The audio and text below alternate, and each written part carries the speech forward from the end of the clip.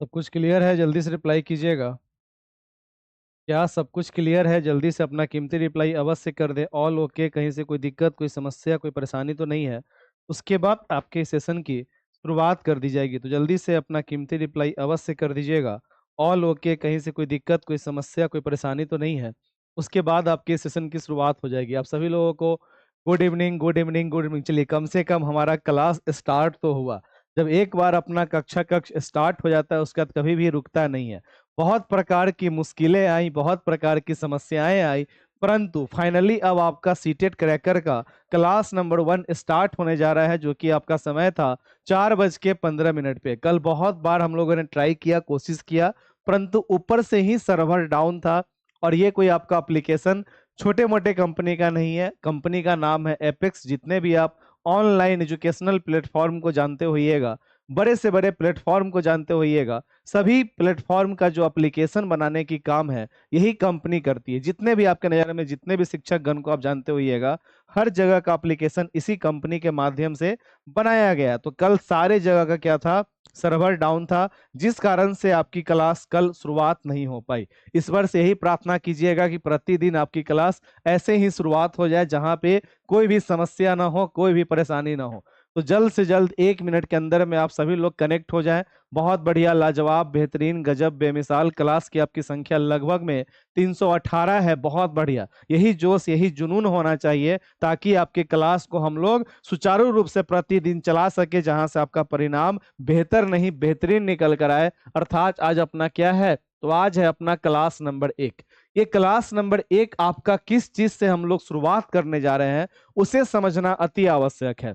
जब तक आप सीटेट के एग्जाम के लिए अपने शब्दों पे कंट्रोल नहीं कीजिएगा, अपने शब्द संपदा को नहीं बढ़ाइएगा, तब तक हमारा परिणाम निकल कर नहीं आएगा। आइए आज हम लोग साथ में मिलकर क्या करते हैं, तो शब्द संपदा को बढ़ाने का कार्य करते हैं। अर्थात शब्द संपदा में सबसे पहले जो हम लोग शुरुआत करने जाएंगे, उन तमाम पॉइंट को आप लोगों ने पहले भी कहीं ना कहीं सुन रखा होगा, या फिर आपने डिलेट में सुन रखा होगा, या फिर आपने अपने सीटेट अर्थात जो आप शाम को यूट्यूब पर क्लास करते हैं वहां पे आपने सुन रखा होगा। सब लोग कहीं ना कहीं सुन रखे होंगे। और अपने इस क्लास की शुरुआत से पहले कुछ बातों को आप लोग समझ ले, जो कि आपके लिए अति आवश्यक है। आप में से बहुत सारे हमारे ऐसे मित्र हैं जो यहाँ पर क्लास में प्रथम बार कनेक्ट हुए हैं। उनको अपने स्क्रीन पे उनका क्या दिख रहा होगा, तो उनको अपना मोबाइल नंबर दिख रहा होगा। इस चीज को देखकर आप लोग परेशान मत होइएगा। जिसका भी जो भी नंबर होगा, जिस नंबर से आप एप्लीकेशन पर ज्वाइन किए होइएगा, वो नंबर सिर्फ आपको दिख रहा होगा। आपका नंबर किसी और को नहीं दिखेगा, इस चीज को आप लोग ध्यान में रखिएगा। आपका नंबर सिर्फ आपको दिख रहा होगा और किसी को नहीं दिखेगा। पहला बात आपको समझ में आ गया। दूसरा बात, कभी भी कक्ष में आपस में चैटिंग करने का काम नहीं कीजिएगा। आपस में अगर आप बातचीत करते हुए पकड़े गए, तो ये आपका कोई यूट्यूब नहीं है, यहाँ पे आप ब्लॉक नहीं होते हैं, यहाँ पे आप बैन हो जाते हैं। कहने का अर्थ है कि आप भले ही पेमेंट कर रखे हैं, परंतु आपका ना ही पैसा वापस होगा और ना ही आपको क्लास दिखेगा। क्लास की अपनी एक गरिमा है। उस गरिमा के महत्व अर्थात मैंने आपको लास्ट क्लास लिया था कब, तो 8 मार्च को लिया था, शुक्रवार को। और शनिवार और रविवार आपके पास में 2 दिन का समय था, जिस 2 दिन के समय में आपको यह डिसाइड करना था कि हमें अपना अगला कदम टीच एक्स्ट्रा के संग उठाना है कि नहीं उठाना है। जिनको भी बैक होना था वो ऑलरेडी बैक हो चुके होंगे, और जो हमारे साथ अब तक बने हुए हैं, आपके इस विश्वास के लिए आप सभी को तहे दिल से धन्यवाद, जो आपने टीच एक्स्ट्रा पर विश्वास किया और इस क्लास में आप लोग कनेक्टेड हैं।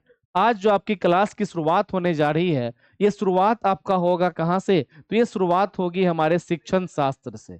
कहाँ से शुरुआत होगा, तो हमारे शिक्षण शास्त्र से शुरुआत होगा। सबसे पहले आप में से ऐसे कितने सारे मित्र हैं जो शिक्षण शास्त्र के अर्थ को नहीं जानते हैं? जल्दी से चैट बॉक्स के अंदर में जिनको जिनको नहीं पता होगा, एक बार अवश्य मैसेज कर दीजिएगा ड्रॉप नो। अर्थात ऐसे कोई हमारे मित्र हो जिनको शिक्षण शास्त्र, जिसे हम लोग अंग्रेजी में पेडागोजी के नाम से जानते हैं, इसका अगर आपको अर्थ ही नहीं पता है, तो फिर इस चीज को समझने से पहले आपको यह समझना आवश्यक है कि शिक्षण शास्त्र आखिर होता क्या है। तो जिस भी मित्र को शिक्षण शास्त्र के बारे में नहीं पता हो तो कम से कम खुलकर अपने समस्या को बताइएगा। आप अपने समस्या को दूर करने के लिए सीटेट के क्रैकर बैच में ज्वाइन किए हैं, न कि अपने समस्या को बनाए रखने के लिए। तो जल्दी से रिप्लाई कीजिए यस और नो में। आइए इफ्तार करने सर, बिल्कुल आएंगे। अभी आप लोग का इफ्तार हो रहा होगा, बिल्कुल कभी ना कभी अवश्य आएंगे, चिंता नहीं कीजिए। जल्दी से एक बार रिप्लाई कीजिए। अगर जिस किसी को नहीं पता है तो जल्दी से कमेंट सेक्शन के अंदर में नो लिख दीजिएगा, अन्यथा अगर आपको पता होगा तो आप लोग यस लिखिएगा। क्योंकि आज जो अपना ये प्रारंभ होने जा रहा है क्लास, इसमें शिक्षण शास्त्र का बड़ा ही महत्वपूर्ण योगदान है।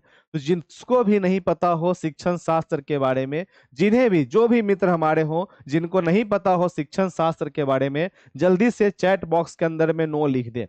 चलिए, विकास कुमार नो लिख रहे हैं, संतोष कुमार सिंह, अनीता गुप्ता, सलिता कुमारी, नेहा कुमारी, बहुत सारे मित्र हैं जो यहाँ पर क्या लिख रहे हैं, नो लिख रहे हैं। अर्थात इसका अर्थ ये हुआ कि हम सब सिर्फ सीटेट की तैयारी कर रहे हैं, परंतु सीटेट किस चिड़िया का नाम है ये हमें पता ही नहीं है कि आखिर किस चिड़िया का नाम अपना सीटेट है। तो आइए शुरुआत करते हैं अपने सेशन का। सर्वप्रथम आपकी जहां भी आस्था हो, जहां भी आपकी विश्वास हो, एक बार आप ईश्वर को याद कर ले कि हे ईश्वर, आप जहां भी है अपनी असीम कृपा हम सब पे बनाए रखें, ताकि आने वाले दिनों में हम सभी का परिणाम बेहतर नहीं बेहतरीन निकल कर आए। यही ऊपर वाले से कामना है, यही ऊपर वाले से दुआ है। शिक्षण शास्त्र कहने का आपका क्या आशय होता है, आइए इसे हम लोग समझने का प्रयास करते हैं। देखिए, शिक्षण शास्त्र जिसे हम लोग अंग्रेजी में किस नाम से जानते हैं, तो पेडागोजी के भी नाम से जानते हैं। आप लोगों ने पेडागोजी शब्द को अक्सर सुना होगा, पेडागोजी शब्द आपके आसपास में अक्सर आता होगा, परंतु इसका आपको अर्थ ही नहीं पता है। यहाँ पे एक वर्ड है शिक्षण शास्त्र, ये कैसे निर्माण हुआ, तो इसका पहला एक वर्ड है शिक्षण। क्या वर्ड है आपका, शिक्षण, जिसे हम लोग क्या बोलते हैं, तो टीचिंग के नाम से जानते हैं। क्या बोलते हैं, टीचिंग के नाम से जानते हैं। और शास्त्र कहने का अर्थ होता है, शास्त्र अपने आप में एक प्रकार की ऐसी विधा होती है जिसके माध्यम से हम लोग किसी भी प्रकार के क्रियाओं को, प्रक्रियाओं को समझने का कोशिश करते हैं, समझने का प्रयास करते हैं। अर्थात यहाँ पे जो शिक्षण शास्त्र है, इसका आशय हुआ कि जब हम एक कक्षा कक्ष में एक शिक्षक के नाते, जब एक कक्षा कक्ष में हम एक शिक्षक के नाते बच्चों को पढ़ाने के लिए जाते हैं और पढ़ाने के क्रम में विभिन्न प्रकार के विधियों का उपयोग करते हैं, विभिन्न प्रकार के मेथड का उपयोग करते हैं, उसे ही हम लोग शिक्षण शास्त्र के नाम से जानते हैं। शिक्षण का मतलब क्या हुआ, टीचिंग, और टीचिंग का अर्थ होता है आपके पढ़ाने का तरीका। जब आप एक, अभी क्या है, अभी आप सभी लोग प्रशिक्षु हैं, अभी आप लोग सीटेट की तैयारी कर रहे हैं। सीटेट को आप लोग जब क्वालिफाई कर जाइएगा तो आप अपने अपने स्कूल में पढ़ाने के लिए जाइएगा। अर्थात इसका आशय क्या हुआ, जब आप स्कूल में पढ़ाने जाइएगा तो आप विभिन्न प्रकार के विषयों को पढ़ाने का आप प्रयास करेंगे। इस विषय को पढ़ाने के लिए आपको उस विषय का यह आइडिया होना चाहिए कि हम पढ़ाते कैसे हैं। चाहे आपका गणित हो, चाहे आपका हिंदी हो, चाहे आपका पर्यावरण हो, ये तमाम विषयों को पढ़ाने के लिए हम लोग किस प्रकार के तकनीक का उपयोग करेंगे, कैसे हम लोग बच्चों के सामने में एक्सप्लेन करेंगे, किस किस तरह के चीजों का हम लोग उपयोग करेंगे, बच्चों को किस प्रकार से रुचि के साथ में पढ़ाएंगे, ये तमाम चीजों का अध्ययन जहां पे हम करते हैं उसी को हम लोग शिक्षण शास्त्र के नाम से जानते हैं। और आसान भाषा में अगर कहा जाए तो आसान भाषा में हम लोग कह सकते हैं कि शिक्षण शास्त्र का आशय क्या है, तो इसका आशय हुआ कि पढ़ाते कैसे हैं। आसान भाषा में हम लोग क्या कहेंगे कि पढ़ाते कैसे हैं, इसी को हम लोग शिक्षण शास्त्र के नाम से जानते हैं। और आप लोग जो यहाँ पे कनेक्टेड हैं, आप लोग इसी चीज को सीखने के लिए कनेक्टेड हैं कि आखिर हम पढ़ाते कैसे हैं। और इन तमाम चीजों को सीखने से पहले सर्वप्रथम आपको जानना पड़ेगा किसके बारे में, तो एक बच्चा के बारे में। जब तक आप बच्चा से प्रेम नहीं कीजिएगा, जब तक आप बच्चे से प्यार पूर्वक कार्य नहीं कीजिएगा, प्रेम वाले वातावरण का आप निर्माण नहीं कीजिएगा, तब तक बच्चा आपसे कनेक्टेड नहीं होगा। उदाहरण स्वरूप आप लोग अपने घर में जो भी आपका बालक हो, आपका स्वयं का बच्चा हो या फिर आपके भगना हो, भतीजा हो, जो भी आपके साथ में, आपके घर परिवार में, आपके आसपास में हो, उस बच्चे को जरा सा एज्यूम कीजिए कि क्या आपके नजर में कोई ऐसा बच्चा है जो आपको पसंद नहीं करता हो, आपको देखते ही वह दूर भागने लगे, आपसे दूर दूर जाने लगे। जरा सा सोचिए, अपने दिमाग पे आप पहले जोर डालिए। सिर्फ कंटेंट को पढ़ना, सिर्फ तथ्यों को रटना, ये जमाना हमारा पुराना था। अब इस पैटर्न पे आपका रिजल्ट नहीं बनेगा। रिजल्ट लाने के लिए आपको चिंतन पे जोर डालना पड़ेगा, और चिंतन पे जब तक आप जोर नहीं डालिएगा तब तक आपका परिणाम नहीं आएगा। तो जरा सा आप लोग चिंतन करें कि आपके आसपास में चाहे कोई भी बच्चा हो जो आपको देखकर दूर भाग जाए, आपको पसंद न करे, आखिर आपको पसंद ना करने का सबसे बड़ा वजह क्या है, उस वजह को आप जब ढूंढने का प्रयास कीजिएगा तो आपको पता चलेगा कि कभी ना कभी आपने क्या किया था, उस बच्चे को आपने डांट दिया था, या मार दिया था, या फिर आप गुस्सा करते हैं, या फिर आप बच्चा के साथ में गेम नहीं खेलते हैं, या फिर आप बच्चे के साथ में खेलने के लिए बाहर नहीं जाते हैं। ये तमाम कार्य जो आप नहीं करते हैं, उस कारण से वह बच्चा आपको पसंद नहीं करता है। चाहे वो बच्चा आपके घर परिवार का हो, चाहे वो बच्चा आपके आस पड़ोस का हो, चाहे वो बच्चा आपके स्वयं का हो।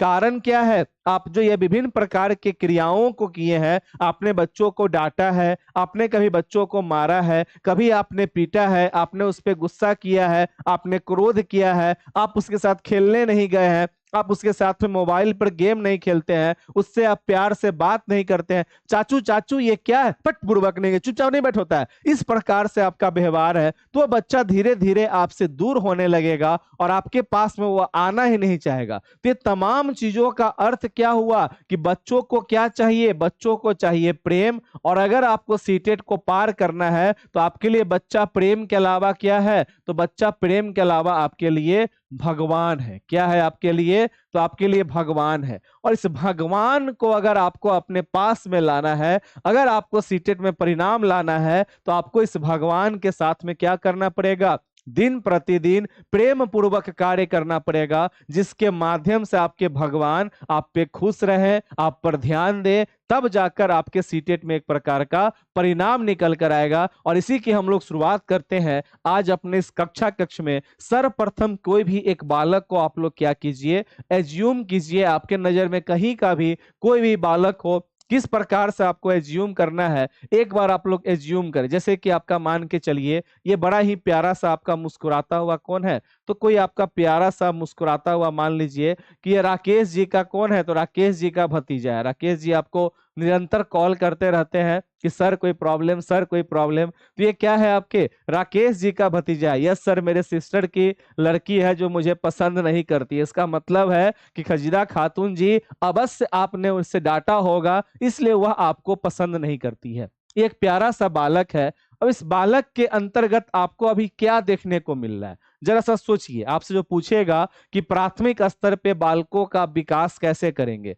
आपसे प्रश्न पूछता है कि प्राथमिक स्तर पे बच्चों को गणित कैसे पढ़ाइएगा, प्राथमिक स्तर पे बच्चे निम्न गतिविधियों में संलग्न है, इसमें से सही युग्म को चुने। तो ये जो बच्चा को आप देख रहे हैं, सर्वप्रथम यहाँ आपको देखने को क्या मिला? तो एक बच्चा है, प्यारा सा बच्चा है, उसके सर पे बाल नहीं है, उसने मस्त कपड़ा पहन रखा है, पैर में उसने सैंडल पहन रखा है, और मस्त बेचारा क्या है, एकदम मुस्कुराने का काम कर रहा है। अर्थात जो अभी आपको यहाँ पर दिख रहा है, सो आपको क्या दिख रहा है? तो इस बालक का शारीरिक चीज दिख रहा है, जो इसका फिजिकल चीज है, सो आपको दिखने का कार्य हो रहा है। बस आपने इस बच्चे को देखा, आपने इस बच्चे से ना ही बातचीत किया, ना ही इस बच्चे के साथ में आपने खेलने का काम किया, बस फोटो के माध्यम से आपने बालक को यहाँ पर देखने का कार्य किया। और देखने में आपने क्या देखा? तो बच्चे के बॉडी को देखा। क्या देखा आपने? बच्चे के शरीर को देखा, शारीरिक बनावट को देखा, शारीरिक संरचना को देखा। अब एक बात आप जरा सा सोच के मुझे बताइए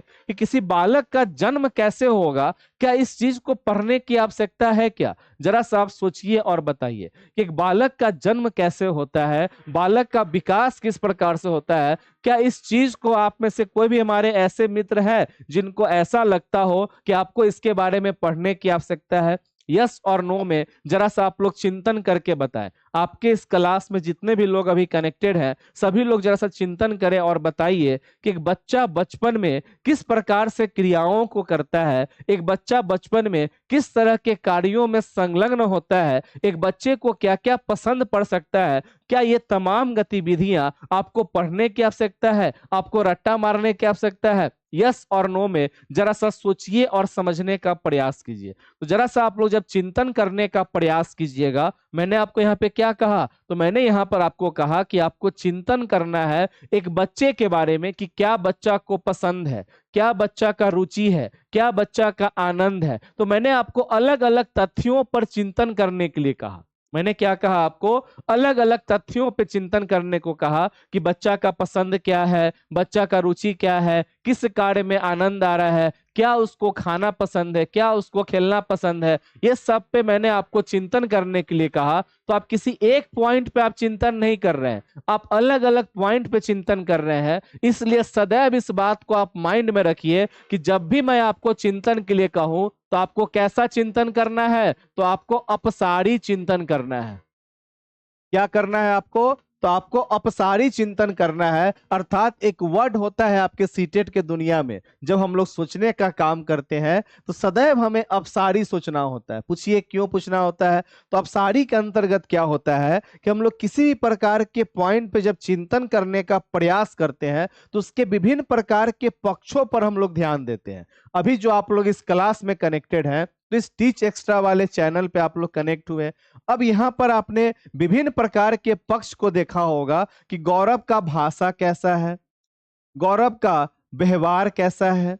कोई प्रॉब्लम होने पे गौरव से हम कॉल पे भी बात कर लेते हैं। गौरव क्लास में बिल्कुल देसी भाषा में पढ़ाता है, एक एक उदाहरण देकर समझाता है, एक एक शब्द को टुकड़ों में तोड़कर समझाता है। गौरव बिहार डीलेट भी पढ़ाता है, यहाँ से और ज्यादा हम लोग कनेक्ट होते हैं। अर्थात कहने का आशय हुआ कि आपने गौरव के विभिन्न प्रकार के पक्षों पे आपने सोचने का काम किया। तो जो आपका ये चिंतन का तरीका है, यही तरीका हमारा क्या कहलाया, तो यही तरीका हमारा अपसारी कहलाया। और एज ए टीचर जब भी आप लोग भविष्य में शिक्षक बनिएगा तो आप सदैव बच्चों के विभिन्न प्रकार के पक्षों पर आपको चिंतन करना है, विभिन्न प्रकार के पक्षों पे आपको सोचने का कार्य करना है। और सोचने के साथ आपको क्या करना है, विभिन्न प्रकार के संप्रत्ययों को समझना है। अब मैंने यहाँ पे एक वर्ड बोला संप्रत्यय। संप्रत्यय कहने का आशय क्या हुआ, अर्थात एक बालक को समझने के लिए बालक का कुछ कंसेप्ट होगा, बालक का कुछ कंसेप्ट होगा कि नहीं होगा, सो बताइए। किसी बच्चे को समझने के लिए कि आखिर बच्चा का विकास कैसे होता है, इसका कोई ना कोई कंसेप्ट होगा, कोई ना कोई आधार होगा, तभी ना हम और आप यहाँ पे कनेक्ट होकर पढ़ने का कार्य कर रहे हैं। अर्थात संप्रत्यय कहने का आपका अर्थ होता है कि जब भी हम लोग किसी भी चीज को सोचने का, किसी भी क्रियाओं को समझने का कार्य करते हैं और उस जिस क्रिया को हम लोग समझने का कार्य करते हैं वही उसका संप्रत्यय कहलाता है, वही उसका कंसेप्ट कहलाता है। फॉर एग्जाम्पल, आज आप अपने घर में बैठे हैं और मम्मा अभी आपको शाम में नाश्ता करने के लिए कुछ बना कर दी। आपको चूरा का पोहा बहुत पसंद आया। आपने पूछा मम्मा से, अरे मम्मा आज तो बहुत चटपटा लग रहा है खाने में, आपने यह कैसे बनाया। अर्थात आपके अंदर में एक जिज्ञासा निकल कर आया कि मम्मी जो प्रतिदिन नाश्ता देती थी, आज का नाश्ता बड़ा ही टेस्टी लग रहा है, बड़ा ही खाने में मजा आ गया। इसका अर्थ क्या हुआ कि आप मम्मा से वो जो बनाकर आपको खाने के लिए दी, वो कैसे बनाई, उस तरीका को आप जानने का प्रयास कर रहे हैं, उस तरीका को आप समझने का कोशिश कर रहे हैं। दैट्स कॉल कि मम्मा ने किस तरह से उसे बनाया, वही उस मम्मा का क्या कहलाया, कंसेप्ट कहलाया, संप्रत्यय कहलाया। और एक बालक को समझने के लिए कि बालक को हम लोग कैसे जानेंगे, बालक के रुचि को हम लोग किस प्रकार से समझेंगे, इसके लिए हमें क्या जानना आवश्यक है, तो इसके लिए हमें सबसे पहले जानना आवश्यक है बाल विकास। क्या समझना आवश्यक है, बाल विकास। ये जो बाल विकास शब्द है, ये बाल विकास सिर्फ सीडीपी का शब्द नहीं है मेरे मित्र। आप लोग अक्सर एक भ्रम में होते हैं कि हमें सिर्फ सीडीपी अर्थात बाल विकास, सीडीपी का मतलब क्या हुआ, चाइल्ड डेवलपमेंट पेडागोजी, बाल विकास एवं शिक्षण शास्त्र। और जैसे ही यहाँ पे ये वर्ड आया बाल विकास, तो आपके मन में क्या आ गया, अरे ये तो सीडीपी का टॉपिक है। बिल्कुल नहीं, आप यहीं पे गलती कर दिए। क्या कोई बालक ही ना गणित पढ़ेगा, कोई बालक ही ना भाषा पढ़ेगा, कोई बालक ही ना सीडीपी को भी करेगा। अर्थात आप एक टीचर हैं, आपको हर एक टॉपिक को विभिन्न प्रकार के संप्रत्ययों से कनेक्ट करना है। मैंने अभी एक आपको वर्ड बोला अपसारी। आपको हर एक टॉपिक को बच्चों के विभिन्न प्रकार के पक्षों से कनेक्ट करना है और सदैव आज से लेकर जब तक आपकी क्लास चलेगी सदैव आपका सोच कैसा होना चाहिए, तो अपसारी टाइप का होना चाहिए। हर एक शब्द का आपको विभिन्न प्रकार के पक्षों के साथ में कनेक्टिविटी करना है और बच्चों को समझने के लिए बाल विकास समझना आपका अति आवश्यक है। और मुझे पूर्ण रूप से विश्वास है कि अगर मैं यहाँ पे आपसे पूछूंगा कि बताइए बाल विकास के विभिन्न प्रकार के आयाम क्या होते हैं, तो आप लोग अवश्य बताइएगा। अगर मैं आपसे पूछूंगा what is the various areas of child development, तो मुझे पूर्ण रूप से विश्वास है कि आप लोग अवश्य बताइएगा। जल्दी से रिप्लाई कीजिए। तो गौरव पेडागोजी लैंग्वेज का भी यूज करता है, बोलिए। चलिए, धन्यवाद यादव जी, जल्दी से रिप्लाई करें। अगर मैं आपसे पूछूं what is the various areas of या various factors of child development, तो मुझे पूर्ण रूप से विश्वास है कितना मैंने आपको डीलेट के प्रथम वर्ष में या शाम को 6:30 बजे यूट्यूब पर या फिर गणित के भी क्लास में मैंने आपको अवश्य इतना समझाया है कि आप सभी लोग इस शब्द का आंसर अवश्य दे दीजिएगा कि what is the various areas of child development. विभिन्न प्रकार के आयाम बोले, विभिन्न प्रकार का पक्ष बोले, विभिन्न प्रकार का एरिया बोले, आप लोग अवश्य आंसर दीजिएगा। बहुत बढ़िया, निराशा देवी, मुंतेजर अंसारी जी, निशा कुमारी, बहुत बढ़िया। क्या होगा? इसे हम लोग बोलते हैं PCS। क्या बोलते हैं?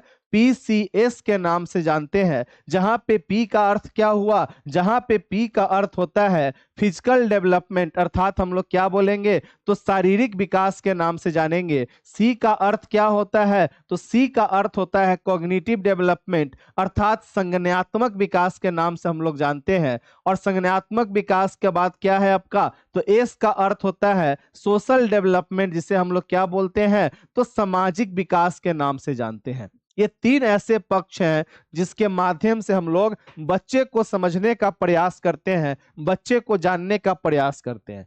अब इन तीन पक्षों में सबसे जो आपका महत्वपूर्ण पक्ष है, जहां से आपके विभिन्न प्रकार के प्रश्नों का निर्माण होता है, जहां से आपके विभिन्न प्रकार के चीजों का निर्माण होता है, वो क्या कहलाएगा? तो किसी भी बालक का मेंटल डेवलपमेंट, अर्थात संज्ञानात्मक विकास। अभी जो आप लोग इस क्लास में कनेक्टेड हैं, आप में से बहुत लोगों को सर्दी होगा, मुझे भी सर्दी है, मुझे भी खांसी है, मुझे भी जुकाम है, मुझे भी फीवर लगा हुआ है, अर्थात हमारा शरीर कहीं ना कहीं से डिस्टर्ब है। मैं दिन रात अपने इस कमरे में रह के सिर्फ आपके साथ पढ़ाने की क्रियाओं में लगा रहता हूं, अर्थात कहीं ना कहीं मेरा सोशल भी क्या है परेशान होगा। सोशली मैं अभी नहीं हो पा रहा हूं, मैं सिर्फ ऑनलाइन आपके साथ में कनेक्टेड हूं, अपने आसपास में मैं निकल कर बात नहीं कर पा रहा हूं समय के अभाव में। परंतु जो हमारा ये संज्ञानात्मक विकास है, मैं दिन रात अपने क्रियाओं में लगा हूं, मैं दिन रात अपने कार्यों में लगा हूं, तो कहीं ना कहीं हमारा अनुभव तो बढ़ रहा होगा, हमारे पास में ज्ञान का स्तर बढ़ रहा होगा। अर्थात संज्ञानात्मक विकास, हमें कोई समूह की भी आवश्यकता पड़ेगी या फिर सिंगल भी कार्य कर सकते हैं, बीमार पड़ने के बावजूद भी हम लोग पढ़ाई कर सकते हैं। तो संज्ञानात्मक विकास आपका सबसे मोस्ट इंपॉर्टेंट फैक्टर है आपके सीटेट के एग्जाम के लिए। मेरे बात पे ध्यान दीजिएगा, संज्ञानात्मक विकास आपका सबसे महत्वपूर्ण फैक्टर है सीटेट के एग्जाम के लिए। वरना ये तीनों आपका क्या है? महत्वपूर्ण है बच्चे के विकास के लिए। दोनों में अंतर है। सीटेट में सिर्फ शब्दों की खेल है, सिर्फ भाषा का खेल है। मैंने आपको क्या कहा कि हमारा संज्ञानात्मक विकास महत्वपूर्ण है सीटेट के एग्जाम के पॉइंट ऑफ व्यू से, परंतु एक बालक के डेवलपमेंट के लिए ये तीनों के तीनों आयाम क्या है? महत्वपूर्ण है। इसमें कोई आप कम नहीं है, कोई आपका ज्यादा नहीं है, तीनों का तीनों आपका इंपॉर्टेंट है। किसके लिए? तो एक बच्चे के डेवलपमेंट के लिए। परंतु अगर हम लोग बात करें कि हमें सीटेट के एग्जाम में 90 नंबर के पेडागोजी में 70 नंबर लाना है, 80 नंबर लाना है, तो उसके लिए हमें संज्ञानात्मक विकास पे ज्यादा कार्य करना पड़ेगा। बौद्धिक क्षमता से हमारा बहुत सारा चीजों का कनेक्टिविटी है, बहुत सारे टॉपिक का कनेक्टिविटी है। अर्थात सबसे ज्यादा जो महत्वपूर्ण हमारा पक्ष है, जो सबसे ज्यादा हमारा महत्वपूर्ण फैक्टर है सीटेट के एग्जाम के पॉइंट ऑफ व्यू से, वो हमारा क्या है? संज्ञानात्मक विकास है, जहां से आपके अत्यधिक क्या होते हैं? प्रश्न होते हैं। परंतु एक बालक के डेवलपमेंट के लिए ये सारे के सारे पक्ष क्या है? महत्वपूर्ण है। ना ही कोई ज्यादा है, ना ही कोई आपका कम है। किसके पॉइंट ऑफ व्यू से? तो बालक के पॉइंट ऑफ व्यू से। तो पॉइंट ऑफ व्यू जो मैं भी वर्ड का उपयोग कर रहा हूं, इसे आप लोग आज समझिए। POV, पॉइंट ऑफ व्यू कहने का अर्थ हुआ कि हमारा हर एक चीज के प्रति नजरिया अलग होता है। फॉर एग्जाम्पल, आप मुझे अभी कॉल कीजिएगा तो क्या बोलिएगा? बहुत से बहुत, हाँ गौरव सर प्रणाम, या फिर आप सीधा बोलिएगा हाँ सर प्रणाम। परंतु अगर यही बात आप अपने मित्रों में कर रहे होइएगा तो आप क्या कहिएगा? ए पता ना क्या बोले तरह हमारा शब्द समझ में नहीं आया। अर्थात आप जिस व्यक्ति से बात कीजिएगा उस व्यक्ति से आपका जिस प्रकार का व्यवहार होगा, जिस प्रकार का आपका संबंध होगा, तो आपके बात करने के शैली में अंतर होते जाएगा। होता है कि नहीं होता है? एकदम नॉर्मल अपने डे टू डे लाइफ में चलिए, जिस व्यक्ति से आपका जिस प्रकार का संबंध होगा उस व्यक्ति से बात करने के तरीका में आपके भाषा का शैली में डिफरेंस आएगा। कहीं पे आप सुदृढ़ भाषा में बात कीजिएगा, कहीं पे आप लोग अपने घरेलू भाषा में बात कीजिएगा, कहीं पे आप अपने मदर टंग में बात कीजिएगा। और दोस्त से पता नहीं हम लोग कुछ भी बोलकर बातचीत कर लेते हैं। तो हर एक व्यक्ति के साथ में हमारा जिस प्रकार का संबंध होता है, हमारा बोलने का तरीका वही होता है, और उसी को हम लोग क्या कहते हैं? पॉइंट ऑफ व्यू कहते हैं। और आपके सीटेट के एग्जाम में जितने भी प्रकार के प्रश्न होते हैं उन तमाम प्रश्नों के अंतर्गत जो आपके शब्दों का निर्माण होता है वो तमाम शब्दों का पॉइंट ऑफ व्यू उस प्रश्न के ऊपर में डिपेंड करता है। सर आप ऑनलाइन पढ़ाते हैं हम लोग को, बट ऐसा लगता है कि हम लोग ऑफलाइन पढ़ रहे हैं। चलिए धन्यवाद। तो पॉइंट ऑफ व्यू कहने का आपका आशय हो गया कि जब भी हम लोग किसी भी प्रकार के प्रश्न को देखेंगे उस प्रश्न का जो आपका स्टेटमेंट है उस स्टेटमेंट के अनुरूप हमारा सोचने का तरीका होना चाहिए, हमारा पॉइंट ऑफ व्यू होना चाहिए। पॉइंट ऑफ व्यू का अर्थ क्या हो गया कि हमारा सोचने का तरीका क्या है, हम किस प्रकार से कार्य कर रहे हैं। कॉल सवाल थोड़ा सा रिसीव कीजिए, समझाइए लोगों को, लीजिए। हमारा सोचने का तरीका क्या है, हमारा पॉइंट ऑफ व्यू क्या है, वो हमारा डिपेंड करता है टॉपिक के ऊपर में, प्रश्न के ऊपर में, और उस प्रश्न के आधार पे ही हम लोग अपने सोच को एक दिशा देते हैं। तो इस दिशा को हम लोग किस प्रकार से देंगे, अभी शुरुआती 2 4 5 क्लास आपको मेरे साथ फैमिलियर होने में समय लगेगा। मैं जिस तथ्य पे आपको लेकर जाना चाहता हूं उस चीज तक आपको पहुंचने में थोड़ा सा समस्या होगा, थोड़ा सा परेशानी होगा, परंतु विश्वास रखिए मैं जिस तरह से आपको अभी लेकर चलने का कार्य कर रहा हूं उस कार्य में आपको सप्ताह भर परेशानी होगा, परंतु जैसे ही आप लोग को मैं ट्रैक पर लेकर आऊंगा आपके लिए पेडागोजी बउआ का खेल हो जाएगा। और आप लोग सीटेट में क्या लाइएगा? CDP में 30 में 30 नंबर लाइएगा, जो कि आपसे पहले आपके सीनियर गण लाए हैं। अभी क्लास में बहुत लोग मौजूद हैं जिनका CDP में 29 नंबर 28 नंबर आया है, परंतु ओवरऑल 90 नंबर नहीं आ पाया, जिस कारण से वो फिर से पढ़ रहे हैं।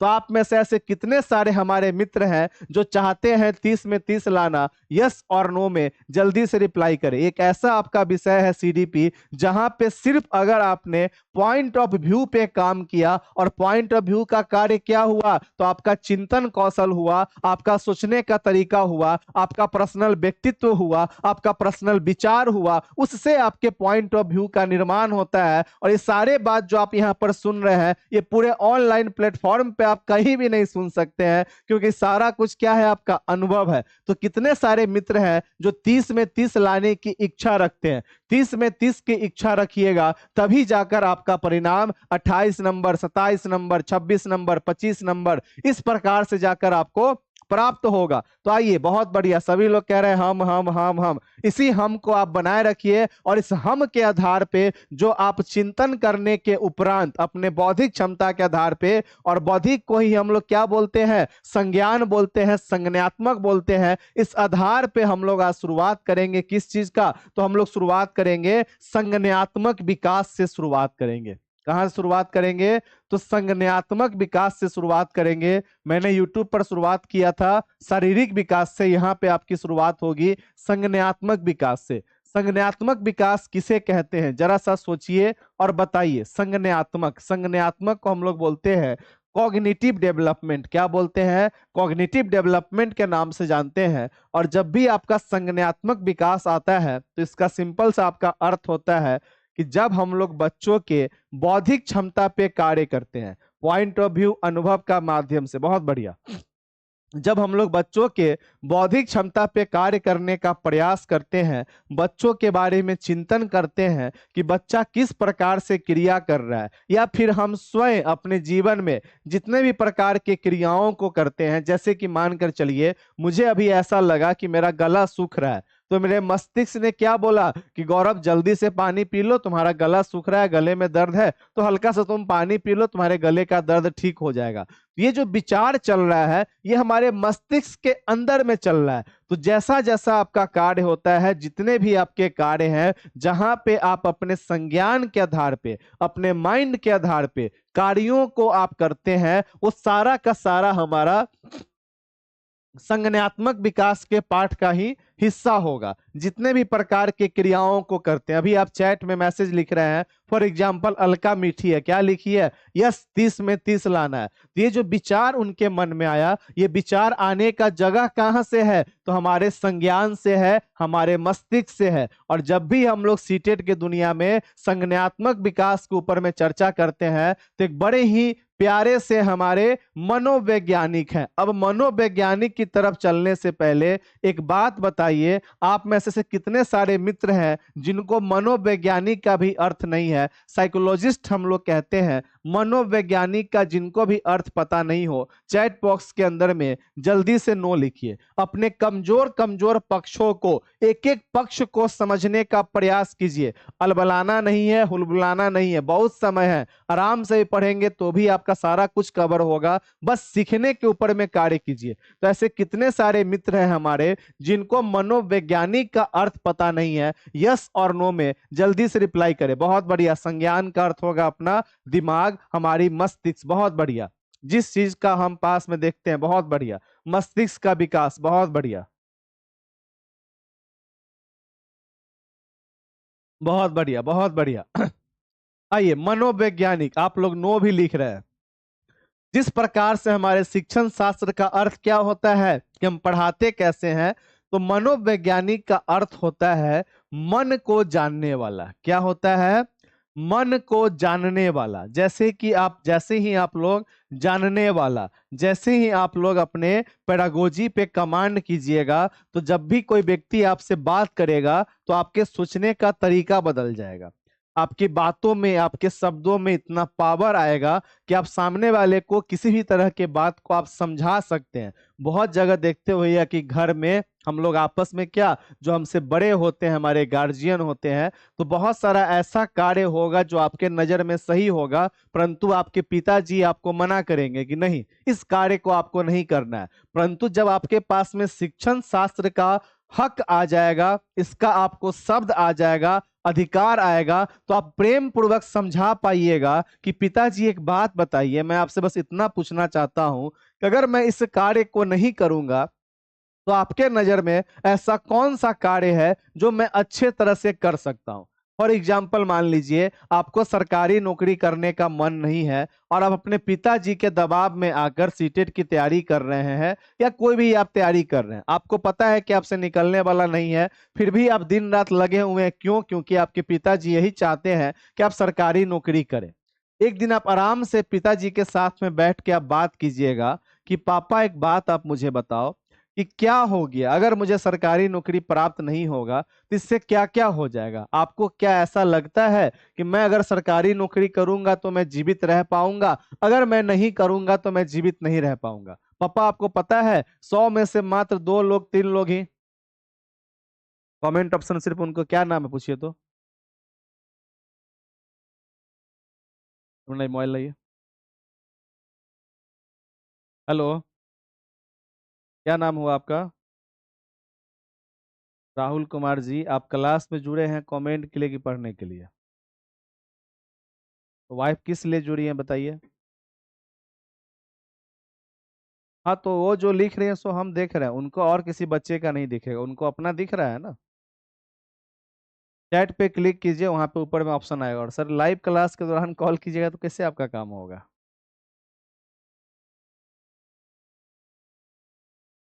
चैट ऑप्शन आप देख लीजिए, आप लोग चेक कीजिए, सभी लोगों का ऑप्शन है। और दूसरी बात, एक चीज को सदैव ध्यान रखिए, आप क्लास में जहाँ पे आपको चैट का ऑप्शन मिल रहा होगा, वहां पे आप सभी लोगों को लिखने का ऑप्शन होगा।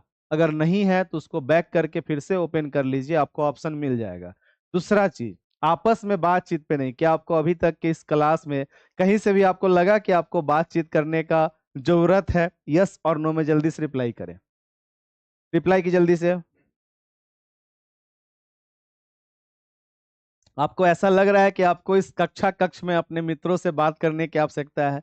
मैं ही आपको इस प्रकार से टॉपिक को डील करूंगा कि आपको लगेगा कि आप एक घर की कहानी को सुन रहे हैं, और आपका शिक्षण शास्त्र भी कंप्लीट हो जाएगा और एक एक प्रश्न आपसे बनेगा। तो थोड़ा सा चीजों को जो आप पहले से देखते हुए आ रहे हैं उस चीज को साइड करके आपको जो मैं अभी बता रहा हूं सप्ताह भर बस आपको परेशानी होगा, उसके बाद आप ऑटोमेटिक अपने कार्यों में लग जाएंगे। सर आप भी मनोवैज्ञानिक हैं क्योंकि आपकी सीटेट की बारे में चाहते हैं, अर्थात कहने का अर्थ हो गया हमारे मन को जानने वाला व्यक्ति कौन कहलाएगा? मनोवैज्ञानिक कहलाते हैं। इसी मनोवैज्ञानिक के अंतर्गत जो हमारा संज्ञानात्मक विकास की बात हो रही है, इसमें सबसे ज्यादा जो हमारे पॉपुलर हैं, जिनके बारे में आपके एग्जाम में 5 से 6 नंबर तक का भी प्रश्न आता है, उनका नाम क्या है? तो उनका नाम है जीन पियाजे। क्या नाम है? जीन पियाजे। अब इस जीन पियाजे को समझने से पहले आपको यह समझना पड़ेगा कि आखिर यह कैसा मनोवैज्ञानिक है। हम लोग सुनते होइएगा ना, अरे वो बहुत गुस्सा वाला आदमी है, अरे वाह वाह वाह कितना अच्छा व्यक्ति है, बहुत ही प्रेम वाला व्यक्ति है। OMG, इनके भाषा में तो इतना व्यवहार है, बड़ा ही व्यवहारी आदमी है। इस प्रकार से आदमियों का अलग अलग कैटेगरी होता है। तो बहुत सारा मनोवैज्ञानिक है, आप नाम सुनिएगा ना तो आपके माइंड में कंफ्यूजन चलाएगा। जीन पियाजे, वाइगोस्की, स्किनर, उसके बाद आपके एरिक्सन हो गए, जे ब्रूनर हो गए, चॉम्स्की हो गए, क्रेसन हो गए, गार्डनर हो गए, थॉर्नडाइक हो गए, टॉमसन हो गए, टॉस हो गए, रॉस हो गए। बहुत ऐसे आपके मनोवैज्ञानिक हैं जिनका नाम सुनकर आपके माइंड में क्या आ जाएगा? एक प्रकार का कंफ्यूजन आएगा, कल ई कौन मनोवैज्ञानिक क्या बोला, अच्छा ई वाला क्या बोला। इस तरह से अलग अलग प्रकार के विचारधारा होती है। उसी विचारधारा में आप याद कीजिए कि मैं आज आपको क्लास के शुरुआती दौर में क्या कहा था कि आपको बच्चे से क्या करना है? प्रेम करना है। मैंने कहा था ना, यस और नो में रिप्लाई कीजिए। मैंने कहा था कि आपको बच्चों से प्रेम करना है, तभी बच्चा आपसे कनेक्टेड हो पाएगा, तभी बच्चा आपके बातों को समझेगा। यस और नो में रिप्लाई कीजिए। मैंने कहा था कि आपको बच्चे से प्यार करना है, प्रेम करना है, अर्थात ऐसी क्रियाएं, ऐसे कार्य जहां पे हम लोग बच्चों के विचार को, बच्चों के रुचि को, बच्चों के आनंद को, बच्चों के आनंद को ध्यान में रखते हुए कार्य करते हैं। ध्यान रखते हुए कार्य करते हैं, रखते हुए कार्य करते हैं। वह क्या कहलाता है? कार्य करते हैं। वह कहलाता है, वह कहलाता है, क्या कहलाता है आपका? वह कहलाता है रचनावाद। क्या कहलाता है? रचनावाद। आज आपको यह शब्द बड़ा लग रहा होगा, क्या कहलाता है? तो वह कहलाता है रचनावाद, जहां पे आप बच्चों से प्रेम कीजिएगा, आपके भाषा में एक व्यवहार होगा। कैसे? सो देखिए, बाबू क्या कर रहे हो? ओ बाबू तुम क्यों इतने उदास हो? तुमको समझ में नहीं आया? कोई बात नहीं है, आज आरामू को समझ में नहीं आया, आज हम लोग इस चीज को फिर से पढ़ेंगे। अर्थात आप बच्चे से कनेक्टिविटी बिल्डअप कर रहे हैं, इस तरह से आप करके कनेक्टिविटी बिल्डअप कर रहे हैं, और ये सारा कार्य हमारा क्या कहलाता है? तो रचनावाद कहलाता है। और जो हमारे पियाजे साहब हैं सो क्या है? तो पियाजे साहब एक रचनावादी मनोवैज्ञानिक है।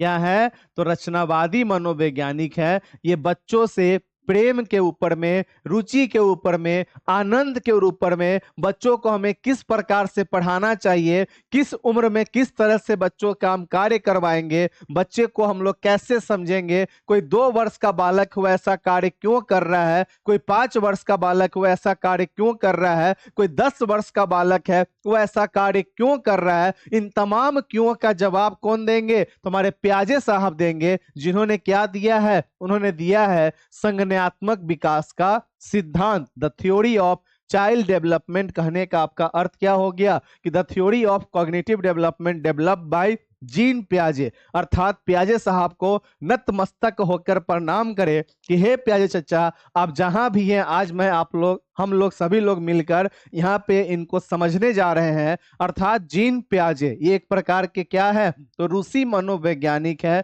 इनका नाम है जीन पियाजे। ये स्विट्जरलैंड में इनका जन्म हुआ था 9 अगस्त 1896 ईस्वी को। इन्होंने क्या दिया था, तो संज्ञानात्मक विकास का सिद्धांत दिया था कि आखिर किस प्रकार से बालक जो है सो विभिन्न प्रकार के क्रियाओं को करता है, विभिन्न प्रकार के कार्य को करता है, और संज्ञान हमारा किस प्रकार से वर्क करता है, और बालक के संज्ञान को समझते हुए हम लोग किस किस प्रकार के कार्यों के माध्यम से उनका हम लोग डेवलप करवाएंगे। ये एक बात किसने किया है, तो जीन पियाजे साहब ने किया है। बस हमको आपसे ही बात करना है सर, और किसी से भी नहीं करना है क्या? हाँ बिल्कुल, जीन पियाजे रचनावाद ने दिया था? नहीं, जीन पियाजे ने रचनावाद नहीं दिया था। रचनावाद का एक अपना अर्थ होता है। देखिए यही सब हमारा क्या है, लाइन में गलतियां हम लोग करते हैं।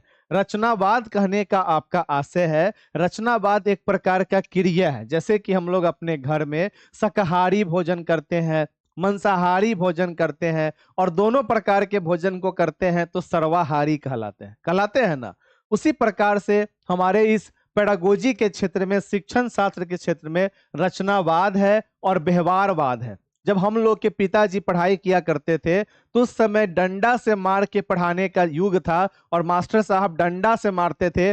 परंपरागत शिक्षण पद्धति था और शिक्षक केंद्रित था। सभी बच्चे टीचर को घेर के खड़े होते थे। परंतु आज के परिवेश में डंडा पूर्ण रूप से वर्जित हो गया। अब आपको बच्चों को प्रेम से पढ़ाना है। अर्थात एक प्रकार का जो हमारा गुण है, एक रचनावाद है, एक हमारा व्यवहारवाद है, और दोनों के अलग अलग प्रकार के मनोवैज्ञानिक है। तो रचनावाद पियाजे साहब ने नहीं दिया। इनकी जो विचार है, इनकी जो सोच है, सो रचनावादी है। अर्थात जो रचनावाद का अर्थ हुआ, बच्चों को आनंद के साथ, रुचि के साथ, विभिन्न प्रकार के क्रियाओं में जहां पे बच्चे सक्रिय रहे। ये क्या कहते थे कि जो बच्चा है हमारा इस समाज का एक नन्हा वैज्ञानिक है। इन्होंने बच्चों को वैज्ञानिक शब्द दिया कि बच्चा दिन रात कुछ ना कुछ नवीन कार्य करते रहता है। अगर पापा ने घर में एसी लेकर आया तो बच्चे के मन में होगा कि आखिर ये क्या है, यहाँ पे लाल लाल क्यों है, इसको टिपने पे क्या होगा,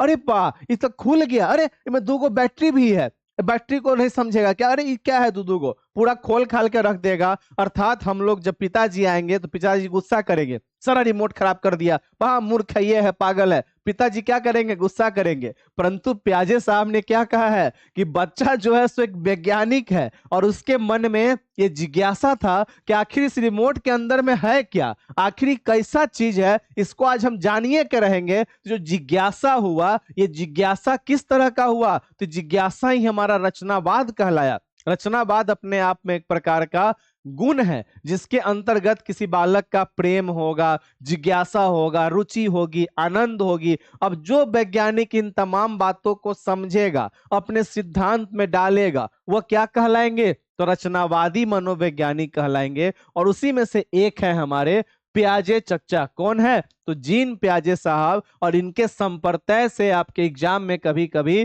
5 से 6 प्रश्न भी देखने को मिलते हैं, वरना 2 से 3 प्रश्न तो आपका रहता ही रहता है। तो जीन पियाजे साहब कहाँ के रहने वाले थे, तो स्विट्जरलैंड के रहने वाले थे। परंतु ना आपसे यह पूछेगा कि कहाँ के रहने वाले हैं, कब इनका जन्म हुआ, सो भी आपसे नहीं पूछेगा। इन्होंने कौन सिद्धांत दिया, वो भी आपसे नहीं पूछेगा। आपको इनके सिद्धांत को इस तरह से पढ़ना है कि आप बच्चों को जीन पियाजे के अकॉर्डिंग सोच सके कि आखिर बच्चा इस प्रकार का गलती कर रहा है तो बच्चा का गलती नहीं है। क्यों? क्योंकि बच्चा तो भगवान है, बच्चा कभी गलती कर ही नहीं सकता है। अगर बच्चा 3 वर्ष का है और उसने क्या बोला, पापा पापा पापा मुझे न वह चाहिए, मुझे न वह चाहिए, अर्थात बच्चा जो ऐसा कार्य कर रहा है ये प्रतीकात्मक कार्य कर रहा है। और इसके पीछे वजह है कि बच्चा क्या है, अपने उस स्टेज में है जो कि अभी हम लोग आगे पढ़ेंगे। बच्चे के हर प्रकार के कार्यों में कुछ ना कुछ वजह है। किसके अकॉर्डिंग, तो पियाजे साहब के अकॉर्डिंग। इन्होंने बच्चे के हर प्रकार के गलत कार्यों को, सही कार्यों को क्या नाम दिया है, तो जिज्ञासा बोला है। क्यों? क्योंकि बच्चा इनके नजर में अपने समाज का एक नन्हा सक्रिय वैज्ञानिक है। और अगर आपको सीटेट पास करना है तो आपको बच्चा को भगवान के अलावा वैज्ञानिक भी समझना पड़ेगा, और जितने भी प्रकार के सिद्धांत है उनको रटने के जगह पर उनको प्याजे साहब के अकॉर्डिंग सोचना पड़ेगा। अगर कोई प्रश्न आया कि जीन प्याजे के अनुसार, तो उस समय आपका सोचने का स्तर जीन प्याजे का होना चाहिए, न कि उनके थ्योरी का होना चाहिए। आपसे डेट नहीं पूछेगा, ईयर नहीं पूछेगा, कहां पे जन्म हुआ सो नहीं पूछेगा। आपसे प्याजे साहब के थ्योरी में जो कंसेप्ट है बच्चों को समझने का, उस कंसेप्ट से आपके प्रश्न होंगे कि आप कैसे बच्चों को समझिएगा। अर्थात प्याजे साहब ने क्या दिया है, संज्ञानात्मक विकास का सिद्धांत दिया है, जिसके अंतर्गत में सबसे पहला शब्द हमारा क्या आता है, तो सबसे पहला शब्द हमारा निकल कर आता है, उसका नाम क्या है आपका, कि संज्ञानात्मक विकास होता क्या है। क्या है आपका, कि संज्ञानात्मक विकास क्या होता है। अब मैंने आपके ऊपर साथ के साथ में इतना सारा मैंने आपको डिस्कस किया है, अब जल्दी से आप रिप्लाई करें कि आपके अकॉर्डिंग संज्ञानात्मक विकास क्या है। मेरा तो चाय भी पूरा ठंडा हो गया, चलिए कोई बात नहीं, आप ही लोग से गर्म करवाएंगे। जल्दी से रिप्लाई करें। जीन प्याजे ने कहा है कि बच्चे एक नन्हे वैज्ञानिक हैं, बहुत बढ़िया। चलिए जल्दी से रिप्लाई कीजिए। अब आपके अकॉर्डिंग मैंने आपके साथ में लगभग 30 से 40 मिनट संज्ञानात्मक विकास पे चर्चा किया है। अब आप लोग अपने मन से कोई भी एक दो शब्द आप बता सकते हैं कि संज्ञानात्मक विकास क्या है। और जिनको भी चैट करने में प्रॉब्लम हो रहा है, समझ में नहीं आ रहा है कि वो अपना आंसर किस प्रकार से देंगे, तो देखिए एक बार मैं आपको बता देता हूं, क्योंकि आप सभी लोग नवीन नवीन इस क्लास में जुड़े हैं, नए नए जुड़े हैं, और विभिन्न प्रकार का सृजनात्मक वाला कार्य होगा, जो कि अभी एक सर कॉल भी किए थे कि उनकी पत्नी चैट बॉक्स में कुछ लिख नहीं पा रही है। तो एक बार मैं देखकर आपको बताता हूं। देखिए आपको शायद यहाँ पर देखने को मिलेगा, इस प्रकार से आपका स्क्रीन होगा। देखिए अगर आपको चैट लिखना होगा तो आप इस तरह से देखिएगा, तो अगर इसी को आप फुल स्क्रीन में देखिएगा, मेरे सर जो भी आप में से कॉल किए थे, अगर इसे आप फुल स्क्रीन में देखिएगा तो आपको फिर यहाँ कॉर्नर पे चैट पे क्लिक कीजिएगा तो टाइप हेयर का आपको ऑप्शन दे दिया। अगर आप इसको छोटा करके देखने का प्रयास करेंगे तो नीचे में आपको सीधा आ गया टाइप योर डाउट्स हेयर। अब मान लीजिए कि आपने यहाँ पे मैसेज किया, यस यस लिखकर आप भेज दीजिए, आपको सिर्फ आपका मैसेज दिखेगा। कभी कभी मैं आपके मित्रों के भी मैसेज को ऑन कर देता हूं ताकि आप लोग अपने मित्र के भी मैसेज को देख सके। तो ये आपका तरीका है। अगर आपको ये चीज शो नहीं हो रहा है तो कल मॉर्निंग में 9 से 12 में कॉल कीजिएगा, हम लोग इसको देखकर आपका ठीक करवाने का क्या करेंगे, प्रयास करेंगे। चलिए किसी भी चीज को देखते हैं, समझते हैं, या कोई काम को कर पाते हैं, उसी को हम लोग संज्ञानात्मक विकास के नाम से जानते हैं। बहुत बढ़िया। और लोग बताइए, अनुभव को संज्ञानात्मक विकास कहते हैं। गुड़िया कुमारी जी, कोई बच्चा का जन्म होगा, 2 वर्ष का बालक है, उसको कहां से अनुभव आएगा? आपने कहा कि अनुभव को संज्ञानात्मक विकास कहते हैं। कोई 2 वर्ष का बालक है, उसको कोई अनुभव नहीं है। अभी आप इस क्लास में कनेक्टेड हैं गुड़िया कुमारी, और आपने सीटेट का एग्जाम पहले कभी नहीं दिया है, आपके पास में अनुभव नहीं है, तो क्या आपके पास में संज्ञान नहीं है? सोचिए, बताइए, सोचिए। अब सारी चिंतन आपको करना है, जरा सा जोर डालिए। हर चीजों को सिर्फ तथ्य पढ़ने से काम नहीं चलेगा। सोचिए और बताइए। बच्चे के मन को जानना, मन को अगर हम जानेंगे तो उसे हम लोग संवेग कहेंगे, इमोशन कहेंगे। मैंने आपसे पूछा संज्ञानात्मक, बच्चा गलती कभी नहीं कर सकता है, ये बात नहीं है। इमोशनल है, बिल्कुल नहीं। मस्तिष्क का विकास, कुछ नहीं। देखिए संज्ञानात्मक विकास क्या है, कॉपी पे आप लोग लिखिए। जब भी क्लास कीजिए, मैंने प्रीवियस क्लास में आपको समझाया था कि एक कॉपी आपके पास में होना चाहिए, जहां पे सारा कुछ को आप लोग नोट डाउन कीजिएगा। संज्ञानात्मक विकास कहने का क्या आशय होता है, लिखिएगा कि संज्ञानात्मक विकास कहने का आशय है, ये किसी बालक के संपूर्ण बाल विकास का एकमात्र क्या है, अपना पार्ट है, एक आयाम है संज्ञानात्मक विकास, जिसकी कनेक्टिविटी हमारे मस्तिष्क से होती है, हमारे ब्रेन से होती है। जब भी कोई बालक गर्भावस्था में होता है तो उसके शरीर के विभिन्न प्रकार के अंगों का विकास होता है, जैसे कि पैर, हाथ, मुंह। उसी तरह से एक हमारे मस्तिष्क का भी विकास होता है। गर्भावस्था जब हम लोग पढ़ेंगे अवस्था के बारे में, तो हम लोग तमाम अवस्थाओं के बारे में जानेंगे। ऐसे मैंने आपको पढ़ाया है पहले भी। गर्भावस्था 9 माह का अवस्था होता है, जहां पे बच्चे के शरीर के विभिन्न प्रकार के अंगों का निर्माण होता है। अंग कहने का आपका अर्थ हो गया कि आपका उसका सर हुआ, आंख हुआ, कान हुआ, मुंह हुआ, हाथ हुआ, पैर हुआ। अभी मत कहिए कि सर उसको तो दांत होबे नहीं करता, ये सब बात फालतू नहीं, ठीक है। तो उसके पूरे विभिन्न प्रकार के अंगों का निर्माण होता है, मुंह के अंदर में दांत होता है। अब संज्ञानात्मक कहने का अर्थ हो गया मस्तिष्क। अभी मत कहिएगा कि सर ओकरा तो बाल होबे नहीं करता है, बिल्कुल हल्का हल्का बाल भी आ जाता है, खोपड़ी एकदम सॉफ्ट होता है, आपकी तरह पूरा खड़ा एकदम कड़ा खोपड़ी नहीं होगा, टाइट नहीं होगा, एकदम सॉफ्ट होगा, राइट। तो संज्ञानात्मक विकास कहने का आशय हो गया पूर्ण रूप से हमारा मस्तिष्क, अर्थात जितने भी प्रकार के क्रियाओं को हम लोग अपने आसपास में देखते हैं या करते हैं, वहां से जिस प्रकार के भी ज्ञान की हम लोग प्राप्ति करते हैं, वही हमारा संज्ञानात्मक विकास कहलाता है। हमारा अनुभव भी हमारे ज्ञान का पार्ट होता है। अर्थात जब तक हमारे पास में मस्तिष्क नहीं होगा, क्या हम ज्ञान को प्राप्त कर पाएंगे? नहीं, ज्ञान को प्राप्त कर पाएंगे।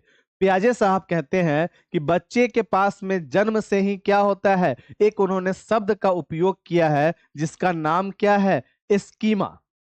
क्या नाम है? स्कीमा। वो जो चीज अपने आसपास में देखता है उसे वो अपने संज्ञान में रख लेता है, उसी को हम लोग स्कीमा के नाम से जानते हैं। अर्थात संज्ञानात्मक विकास का आशय हो गया बच्चे जितने भी प्रकार के क्रियाओं को करते हैं, चाहे वो सही तरीके से करे चाहे वो गलत तरीके से करे, उन तमाम क्रियाओं के फलस्वरूप जो उसे ज्ञान की प्राप्ति होती है, वही उसका संज्ञानात्मक विकास कहलाता है। अगर आप कभी भी सुदृढ़ भाषा का प्रयोग ही नहीं कीजिएगा, ऑलवेज आप रेकार करके बात कीजिएगा, तो आपका संज्ञानात्मक विकास भी क्या होगा? रेकार टाइप का ही होगा। आप ऑलवेज रेकार का ही उपयोग करेंगे। अर्थात पियाजे साहब ने एक दिन बैठे थे, उन्होंने देखा कि बच्चे किस प्रकार से क्रियाओं को कर रहे हैं। उनके आसपास में ग्राउंड में बहुत सारा बच्चा लोग खेल रहा था, कोई कुछ कर रहा है, कोई कुछ कर रहा है, कोई कुछ कर रहा है, कोई मिट्टी का घर बना रहा है, कोई क्रिकेट खेल रहा है, कोई आपस में बातचीत कर रहा है, कोई छुपन छुपाई खेल रहा है, कोई पेंटिंग कर रहा है, कोई स्केचिंग कर रहा है। अलग अलग उम्र के बच्चे हैं और अलग अलग प्रकार के कार्यों में लगे हैं। उनके माइंड में आया कि आखिर ये सभी बच्चा विभिन्न प्रकार के क्रियाओं को कैसे कर रहा है। तो उन्होंने बुलाया, बगल से बुलाया एगो पड़ोसी को, बुढ़ऊ थे। उनको क्या बोले, ओ बाबा एगो बात बताइए, चलिए तो हम लोग पेंटिंग करते हैं। तो बुढ़ऊ ने क्या कहा, छट बुड़बक, अभी उम्र है पेंटिंग करने का। अर्थात उनके माइंड में आया कि आखिर कोई बच्चे का जो जन्म होता है, गर्भावस्था के से लेकर संपूर्ण अवस्थाओं में बालक किस किस प्रकार से कार्यों को करता है। आखिर कोई बालक को हम लोग दुकान पर लेकर जाते हैं, वो कैसे समझता है कि नहीं अंकल, नहीं अंकल, हमको ई वाला चाहिए, ना उसका वह नाम पढ़ रहा है, सिर्फ वो डिजाइन देखकर बोलता है कि हमको ये वाला चाहिए। आखिर इसके पीछे वजह क्या है? उसके संज्ञान में ऐसा कौन सा क्रिया हो रहा है जिस कारण से बालक इस चीज को समझता है? इसके ऊपर में उन्होंने क्या किया, चिंतन करना प्रारंभ किया। और चिंतन करने के उपरांत उन्होंने अपने इस विकास के अंदर में ये विभिन्न प्रकार के शब्दों को लेकर आया। सबसे पहला शब्द है आपका स्कीमा, फिर व्यवस्थीकरण, फिर आपका अनुकूलन और आपका साम्यधारणकरण। अर्थात जितने भी आप शब्द देख रहे हैं, इन तमाम शब्दों से हमारे संज्ञानात्मक विकास का ही निर्माण होता है। जैसे कि सबसे पहला शब्द है हमारा स्कीमा। स्कीमा कहने का आपका आशय क्या हुआ? तो स्कीमा कहने का आशय होता है, इस शब्द को परिचित रखिए। देखिए सीटेट में सारा कुछ आपका कहानी नहीं है, आपको थोड़ा थोड़ा शब्द के बारे में भी पता होना चाहिए कि स्कीमा किससे संबंधित है। तो जीन प्याजे से, या फिर व्यवस्थीकरण है, अनुकूलन है, आत्मसातकरण है, समायोजन है। ये दो ऐसे शब्द हैं जहां से हर बार आपके प्रश्न का निर्माण होता है और अक्सर लोग गलतियां करते हैं। तो सबसे पहले हम लोग चलेंगे अपने स्कीमा की तरफ। अब एगो बात बताइए आप लोग कि आपने मुझे देखा, आपने मुझे पहचाना, कल होके मैं आपको रोड पर दिखूंगा तो क्या आप मुझे नहीं पहचान पाइएगा? यस और नो में जल्दी से रिप्लाई करें। कोई भी चीज को हमारे माइंड में पहले ही स्टोर होता है, उसी को स्कीमा कहते हैं। नहीं खजीदा खातून जी, जब तक आप गौरव को देखिएगा नहीं तो आपके माइंड में स्टोर कैसे होगा? गौरव के छवि को स्टोर करने के लिए आपको पहले गौरव को देखना पड़ेगा। अर्थात इस लाइन को आप सही करें और ऐसे लिखें कि जब भी हम लोग किसी भी प्रकार की चीजों को अपने आसपास में देखते हैं और वह हमारे माइंड में स्टोर हो जाता है, उसी को हम लोग स्कीमा के नाम से जानते हैं। तो लिखने का हमारा तरीका सुदृढ़ होना चाहिए। जब हम लोग किसी बच्चे के बौद्धिक क्षमता एवं उनके कार्य करने की क्षमता को ही हम लोग संज्ञानात्मक विकास कहते हैं, नहीं, कोई बच्चा जन्म जब लेता है तो बच्चा 1 माह का है, 2 माह का है, उस समय वह कोई कार्य नहीं करता है, परंतु फिर भी वह अपने माइंड के माध्यम से कार्यों को करते रहेगा, ऊपर देखेगा, मुस्कुराने का कार्य करेगा। सिर्फ अनुभव को आपको यहाँ पर ऐड नहीं करना है। अर्थात जो यहाँ पे आपने वर्ड देखा स्कीमा, स्कीमा का निर्माण कैसे हुआ है? तो स्कीम से बना है स्कीमा, स्कीम से बना है स्कीमा। आप में से बहुत सारे मित्र जो होंगे, तो इंस्टाग्राम छोड़िए, इंस्टाग्राम आपका भारी हो गया, आप लोग मोबाइल तो अवश्य उपयोग करते होइएगा। मोबाइल के अंदर में आपका क्या होगा? एक प्रकार से गैलरी होगा। गैलरी होगा कि नहीं होगा? गैलरी में आप लोग अलग अलग चीजों को आप लोग रखते होइएगा। तो स्कीम और स्कीमा के अर्थ को समझ गए तो समझिए कि आपने स्कीमा को समझ गए। अर्थात एक बालक का मस्तिष्क हो या हमारा मस्तिष्क हो, उसके अंदर में बहुत सारा चीज स्टोर होता है। कंप्यूटर आप लोग कभी नाम सुने हैं? कंप्यूटर में एक डिवाइस होता है सीपीयू। सीपीयू का नाम सुने हैं? सीपीयू क्या है? कंप्यूटर की एक तरह से माँ है, सारा कुछ वहीं पे स्टोर होता है। अभी यहाँ पे मच्छर काटा तो मेरे मस्तिष्क ने मेरे हाथ को आदेश दिया कि हाँ मच्छर काटा, ऐसे मार लो। अर्थात हमारे मस्तिष्क के अंदर में इस प्रकार से ढांचा बना होता है। क्या बना होता है? ढांचा बना होता है। और इस ढांचा में बहुत सारा चीज क्या होता है? स्टोर होता है। बहुत सारा चीज इसके अंदर में स्टोर होता है। ये जो इस ढांचा के अंतर्गत किसी एक ढांचा की अगर हम लोग बात करेंगे तो वो हमारा क्या कहलाएगा? स्कीम कहलाएगा। परंतु ये संपूर्ण खांचा की अगर हम लोग बात करेंगे, यही हमारा क्या कहलाएगा? स्कीमा कहलाएगा। अर्थात अभी आप लोग 12th पास आउट होइएगा मिनिमम। इस 12th तक पहुंचने में आपने विभिन्न प्रकार की चीजों को देखा होगा जो कि आपके संज्ञान में होगा भी, और बहुत सारे चीज होंगे जो आपके माइंड से निकल गया होगा। कभी कभी आपको लगता होगा कि ओ इसको देखे हैं, और आप याद करने का प्रयास कीजिएगा, नहीं नहीं पेट में है मुंह पर नहीं आ रहा, पेट में है पर मुंह में नहीं आ रहा। अर्थात आप उस पर चिंतन करना प्रारंभ कीजिएगा तो कुछ तो यहाँ पे मिसिंग है। तो बहुत सारी ऐसी यादें होती हैं जो हमारे माइंड से धूमिल होते चला जाता है धीरे धीरे समय के साथ। जैसे कि आप जब 4 वर्ष के थे तो आप क्या क्या कार्य करते थे, कहाँ कहाँ जाते थे। आप में से बहुत कम ही लोग ऐसे होंगे जिनको वह चीज याद होगा। 4 वर्ष में, 6 वर्ष में, 8 वर्ष में स्कूल में आप क्या क्या बदमाशी करते थे। क्लास 1 में क्या आपको याद है? क्लास 1 में आप कहाँ पे बैठते थे, बगल में कौन बैठता था? बहुत कम लोगों को ये सारी बातें याद होंगी। अर्थात हमारे मस्तिष्क के अंदर में बहुत प्रकार का खांचा होता है, उसमें से किसी एक खांचे को हम लोग स्कीम के नाम से जानते हैं, और इसी पूरे खांचों के संग्रह को ही हम लोग स्कीमा कहते हैं। स्कीमा एक प्रकार से हमारे माइंड में एक ऐसा डिवाइस होता है जो किसी भी चीज को देखने के बाद स्टोर कर लेता है। क्या कर लेता है? स्टोर कर लेता है। मैंने आपको दिखाया इस प्रकार से, आप क्या बोलिएगा? अच्छा ये कप है। मैंने आपको इस प्रकार से दिखाया, आप क्या बोलिए? अच्छा ये गिलास है। मैंने आपको दिखाया, आप क्या बोलिएगा? बोलिएगा पेन है। अर्थात ये सारे चीजों का जो छवि है सो आपके माइंड में स्टोर है। आपने कभी रटा नहीं है कि इसको हम पेन बोलते हैं, आपने देखते देखते आपके माइंड में इस चीज का छवि छप गया कि इस प्रकार के आकृति को, इस प्रकार के चीज को हम लोग क्या बोलेंगे? पेन बोलेंगे। जैसे कि मानकर चलिए इसे भी आप क्या कहिएगा? पेन कहिएगा। परंतु ये पेन कॉपी पे लिखने वाला नहीं है, ये पेन हमारा बोर्ड पे लिखने वाला है। कहाँ पे लिखने वाला है? तो बोर्ड पे लिखने वाला। इससे हम लोग क्या करते हैं? बोर्ड पे लिखने का काम करते हैं। अर्थात ये कहीं ना कहीं डिवाइस पे लिखाएगा। मैंने आपको दिखाया, आप क्या बोलिएगा? अरे ये तो पेंसिल है। क्यों? क्योंकि पेंसिल का शेप ऐसा ही होगा, ऊपर में काला रंग का होगा, ये आप सभी को पता है। ये हमारा क्या कहलाएगा? तो ये हमारा स्कीमा कहलाएगा जो आपके मस्तिष्क के अंदर में स्टोर है। अर्थात कहने का आपका आशय हो गया, ये संपूर्ण कहानी जो आपने अभी तक मेरे मुंह से सुना, इस संपूर्ण कहानी का निचोड़ समझिए। पियाजे के अनुसार बच्चे अपने दुनिया के बारे में लगभग सभी जानकारी अपनी गतिविधियों से, खोज से, निर्माण करते हुए प्राप्त करते हैं। इसी कारण से उनके सिद्धांत को संज्ञानात्मक विकास या निर्माणवादी उपागम कहा भी जाता है। अब यहाँ पे एक शब्द आया, क्या आया? निर्माणवादी शब्द आया। अब आपके माइंड में आना चाहिए कि गौरव ये निर्माणवादी का अर्थ क्या होता है। आपके माइंड में आना चाहिए कि गौरव ये निर्माणवादी का अर्थ क्या होता है। तो निर्माणवादी उपागम कहने का आपका आशय हुआ। निर्माण मतलब क्या हुआ, कोई भी चीज को बनाने की प्रक्रिया। अर्थात प्याजे साहब ने क्या कहा है कि बच्चा जो है सो इस समाज का नन्हा सक्रिय वैज्ञानिक है, और वैज्ञानिक लोग क्या करते हैं, कुछ ना कुछ नवीन कार्य करते रहते हैं। अर्थात कुछ नया कार्य करना ही हमारा क्या कहलाया, निर्माणवादी कहलाया। और उपागम कहने का अर्थ होता है अप्रोच। कॉपी में लिखिए, जितने भी शब्द मैं कहूं कॉपी पे अवश्य लिखिएगा। निर्माणवादी उपागम, निर्माणवादी का अर्थ हुआ कोई ना कोई कार्य करते रहना, कोई ना कोई चीजों को बनाते रहना। और उपागम का अर्थ होता है हमारा अप्रोच, किसी भी कार्य को करने का जो हमारा अप्रोच है, जो हमारा दृष्टिकोण है, कैसे हम लोग तरीके से करते हैं, उसी को हम लोग उपागम कहते हैं। अर्थात ये हमारा अप्रोच कहलाता है।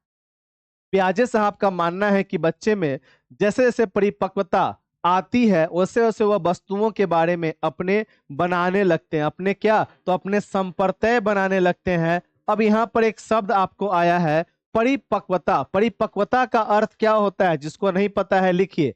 परिपक्वता कहने का आपका आशय होता है आपकी मैच्योरिटी लेवल। अभी मान लीजिए आप यहाँ पे कॉल किए और मैंने आपको कहा कि सर मैं क्लास ले रहा हूं, तो आप समझ गए कि मैं जब लाइव क्लास ले रहा हूं तो आपको मुझे फिर दोबारा कॉल नहीं करना है। ये क्या हुआ, आपका मैच्योरिटी लेवल हुआ। अभी आप क्लास में कनेक्टेड हैं, आप एक सुसज्जित भाषा का उपयोग कर रहे हैं, रेकार करके आप बात नहीं कर रहे हैं। इससे कब क्या हुआ, तो ये आपका मैच्योरिटी लेवल हुआ कि जैसे जैसे हम लोग अपने उम्र के साथ आगे बढ़ते चले जाते हैं हम लोग परिपक्व होते हैं। अर्थात हमारे अंदर में बुद्धि विवेक आता है। जब आप लोग 9th-10th में रहे होइएगा, ए दोस्त थोड़ा मार लो, चल चल चल चल चल देखते हैं। अब अभी आपका जो उम्र होगा, आपको अब अगल बगल के कार्यों से कोई मतलब नहीं होगा, कौन मारा कौन पीटा। अब आप बच्चों को समझाते होइएगा कि बउआ इस सब में कुछ नहीं रखा है, पढ़ाई पर ध्यान दो वरना आगे दिक्कत होगा। अर्थात जैसे से आपकी उम्र आगे की ओर बढ़ेगी, जिस प्रकार से आप परिवेश को देखते हुए आगे की ओर बढ़िएगा, उससे आपको ढेर सारे अनुभव प्राप्त होते हैं। यही हमारा क्या कहलाता है, परिपक्वता कहलाता है, हमारी मैच्योरिटी लेवल कहलाती है। अगर कोई मान लीजिए व्यक्ति आपके सामने में है, कोई बच्चा आया और जल्दी जल्दी गुस्सा हो जा रहा है, तो आपको क्या सोचना चाहिए, अभी इसका उम्र है, अभी यह गुस्सा हो सकता है। क्यों, क्योंकि इसको अभी बुद्धि विवेक नहीं है। हम लोग अक्सर घर में सुनते हैं, अरे छोड़िए ना, अभी जो है ना एकदम वही है, जान रहे हैं कि बच्चा है, बच्चा का बुद्धि क्या होता है। अर्थात बच्चा का बुद्धि क्या होता है कहने का अर्थ हो गया कि बच्चा अभी परिपक्व नहीं हुआ है, अभी मैच्योर्ड नहीं हुआ है, वो चीजों को कैसे समझेगा, उसी को हम लोग परिपक्वता के नाम से जानते हैं। मस्तिष्क को स्कीमा स्कीमा भी कहते हैं। यस सर, मुझे याद है जब मैं 5 साल की थी तब मैं चाचा के शादी में डांस हो रहा था। चलिए 5 वर्ष में खाली वो चाचा का शादी हुआ और कुछ नहीं हुआ। प्याजे के अनुसार बच्चों का थिंकिंग प्रकार में अलग होता है, बड़ों से ना की मात्रा में।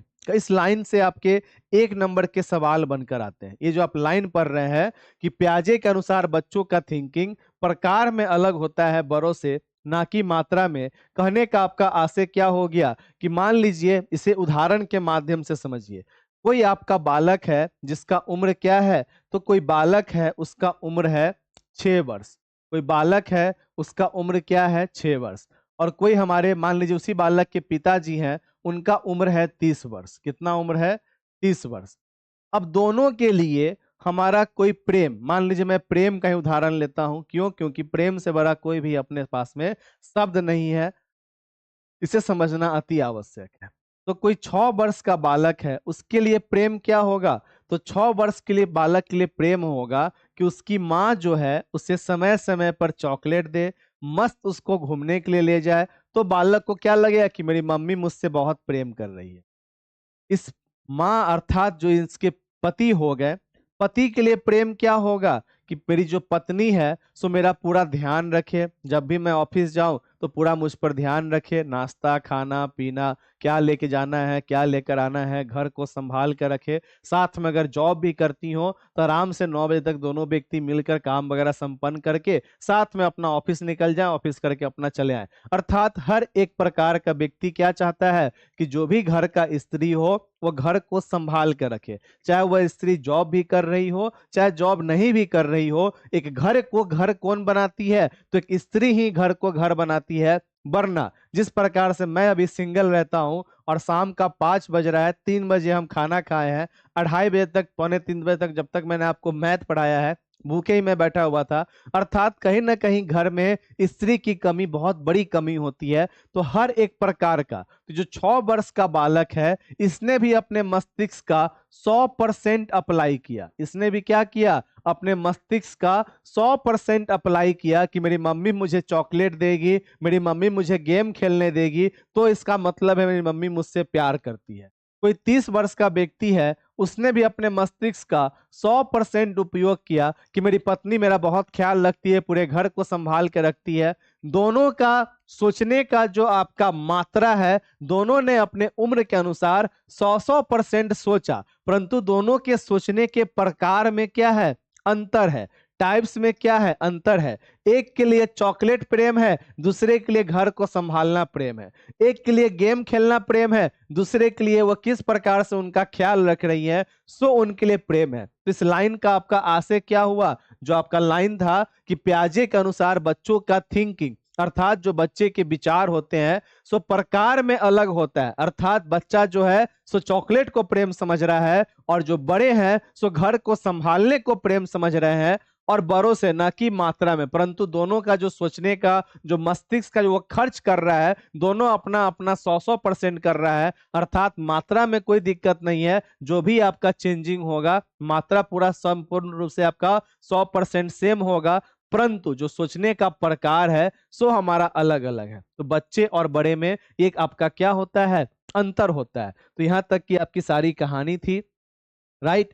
नेक्स्ट हम लोग नेक्स्ट क्लास में क्या पढ़ने वाले हैं? तो स्कीमा के बारे में हम लोग स्टार्ट करेंगे। स्कीमा पढ़ेंगे। स्कीमा के बाद आपका जितना भी प्रकार का संप्रत्यय है, सभी प्रकार के संप्रत्यय के बारे में हम लोग पढ़ने का कार्य करेंगे। इन तमाम टॉपिक को हम लोग देखेंगे और पूर्ण रूप से इसे इस प्रकार से कंप्लीट करेंगे कि फिर इसे दोबारा कभी भी देखने की जरूरत नहीं पड़े। इसमें तमाम व्यवस्थाओं के बारे में पढ़ेंगे।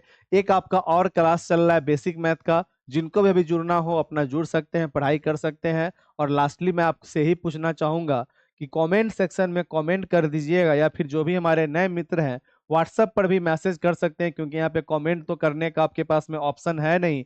आज आपका ये क्लास नंबर 1 था, और आपको कैसा लगा? मैंने चीजों को बहुत आसान तरीके से आपके सामने में रिप्रेजेंट करने का पूर्ण रूप से प्रयास किया है, ताकि आपको थ्योरीज कम और आपको मैं कहानी ज्यादा बता सकूं, जिसके माध्यम से आप एक एक शब्दों को अपने दैनिक जीवन से आप जोड़ सके। ये मेरा प्रयास था। इस प्रयास को बताइएगा आपका कैसा लगा। व्हाट्सएप भी आप मैसेज कर सकते हैं। आपकी क्लासेस 4-15 नियमित तौर पे आपकी चलेगी। इस चीज को आप लोग ध्यान में रखिएगा। एकदम एक्टिव रहिए, कभी भी अब्सेंट मत कीजिएगा, ठीक है। चलिए फिर हम लोग मिलते हैं अपने नेक्स्ट क्लास में। अभी शाम को 6:30 बजे आपके यूट्यूब पर क्या है? क्लास है। किस चीज का? तो संख्या पद्धति का हम लोग MCQ करेंगे। तो क्लास रुक गया सर, आप टाइम से आपको खाना मिलेगा। चलिए, क्लास आपका रुका नहीं है, आप अपने इंटरनेट को चेक कर लें। विकास कुमार जी, चलिए बाय बाय, मिलते हैं फिर हम लोग अपने नेक्स्ट क्लास में कल शाम 4:15 बजे।